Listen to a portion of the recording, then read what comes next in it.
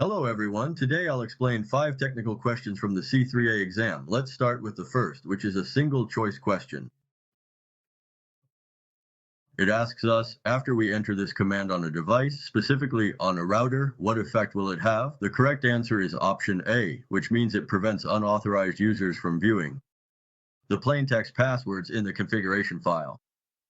So for example, if I leave my computer here and go to the restroom and someone comes over to check my password, all they will see is a bunch of garbled text. Therefore, the correct answer is A. The other options are incorrect.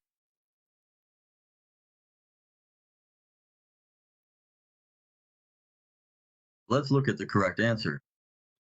It's A. All right, the second question is about Wi-Fi encryption.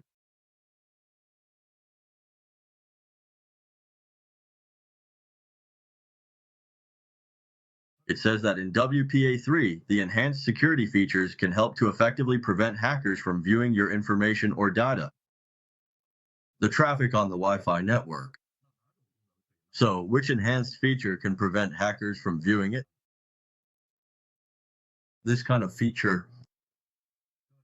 Now, as for option B below, this feature in option B was used in the early days with WPA.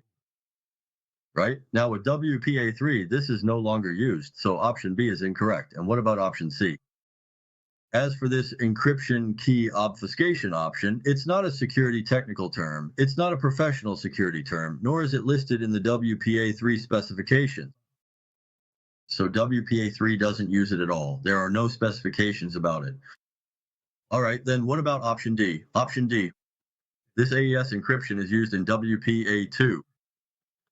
It's used here, but WPA3 doesn't use it, right? So the only correct option is the one that uses SAE for encryption. Let's look at the correct answer. Who is it? All right, question 3.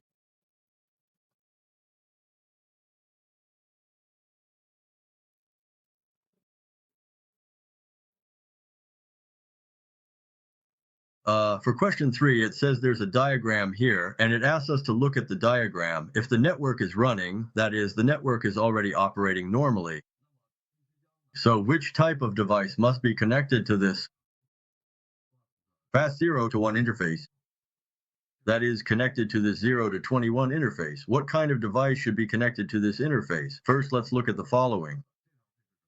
What does this mean? What does this configuration mean? This configuration is set up to prevent. That's called DAI.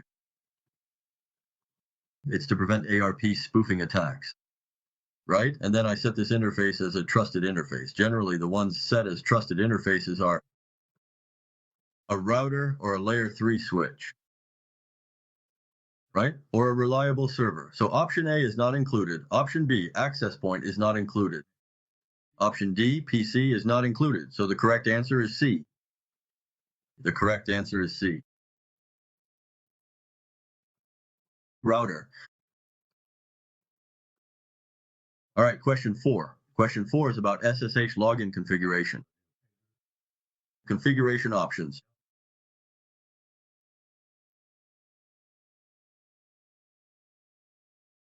Let's look at these options.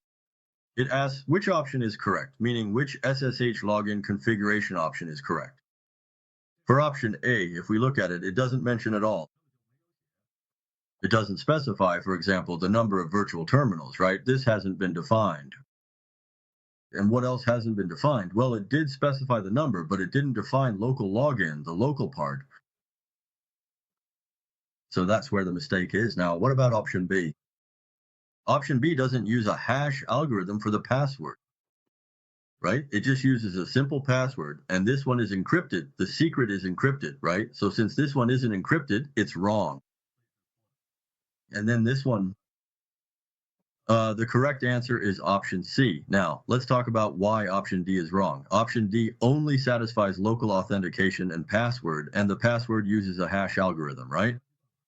But this one, this is called a virtual terminal, and the login hasn't been set, right? So if you look at the configuration, the command is incomplete, right? Only option C is correct.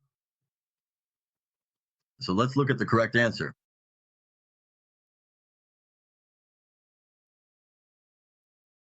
Choose C. Okay, question 5.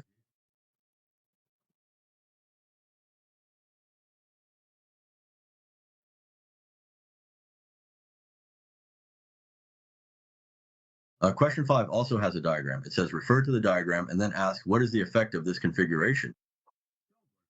What is the effect? Look at the order. Option A. It says the switch will discard all invalid ones.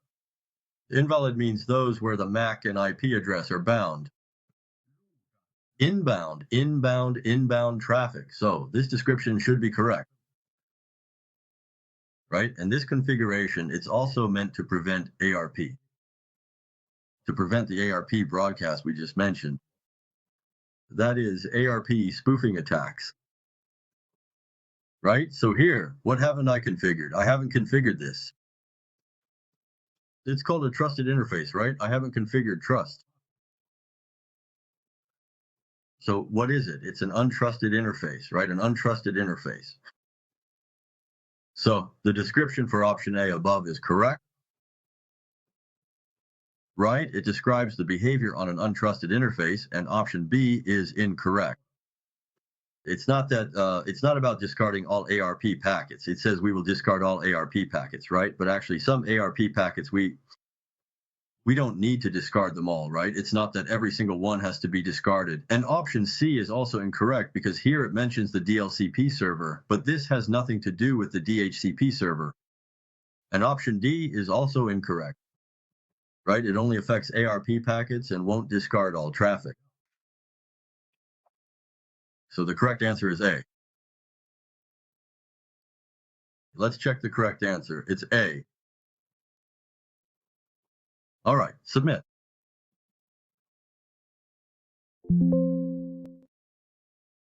If anyone wants to learn Cisco technologies or get access to Cisco question banks, please send me a private message. You can also leave a comment below the video for technical discussions.